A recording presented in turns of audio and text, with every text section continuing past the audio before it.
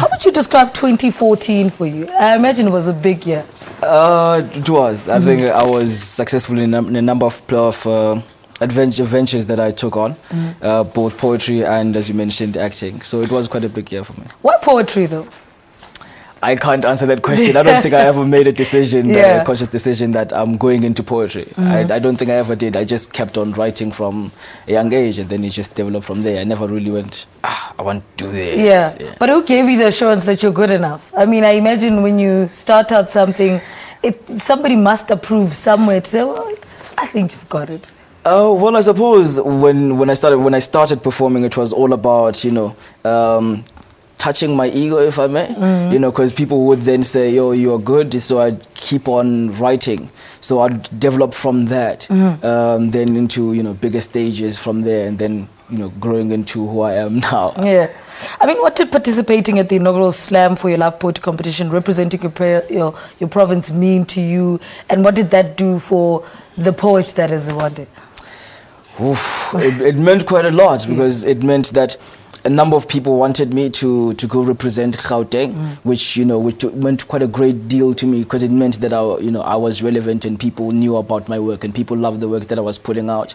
And I think as a performer, that was the first time I ever took it to that extreme, to put my performance self into the poetry. So that was also a testing ground for me to see how much I can stretch poetry, the performance side of poetry, and to see how people would react, and people loved it. So. Yeah, I mean, I remember the standing ovation. What do you think sets you apart from other poets and co-practitioners of this craft? I think it's the performance of it, because what I do is I bring characters. I bring characters to stage with the poem. So I bring costume, and I bring audio visual as well that comes with the poem. So in the past Word and Sound Awards, for instance, I was dressed up as a woman with a wig, because I was taking up that character, and people loved that as well. So I think that's what sets me apart. It's just the acting part of it. So what came first, the acting or the spoken word? The spoken word, okay, I'd have to say the acting came first, and then the spoken word. But I started writing poetry much longer than I started acting. Yeah. How do they balance and support each other out though? I suppose with the acting, I also studied when I went to study further in drama. I also studied theatre design. So that the kind of visual understanding of performance from an outside perspective and what it to look like helped me shape my poetry, my performance poetry, into what it is now. I mean, how does it feel to be in an industry, an ever-changing industry, the poetry industry, where you are forced to think outside of the box? It's not just words. There's props, and there's all these other things that make it more accessible and more interesting to people who may not understand what this craft is about.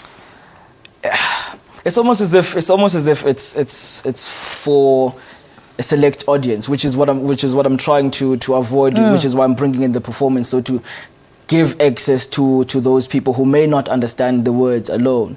So bringing in the performance kind of opens it up to a whole lot more people. So I suppose I do feel quite honored to be part of it, to be part of the evolution of poetry, moving in that direction, into that more performance direction, because it means a lot more people will get the messages of in the poems that we are performing, instead of we just rambling on words, and then people miss a whole lot of what we're saying because they're still trying to understand the first stanza.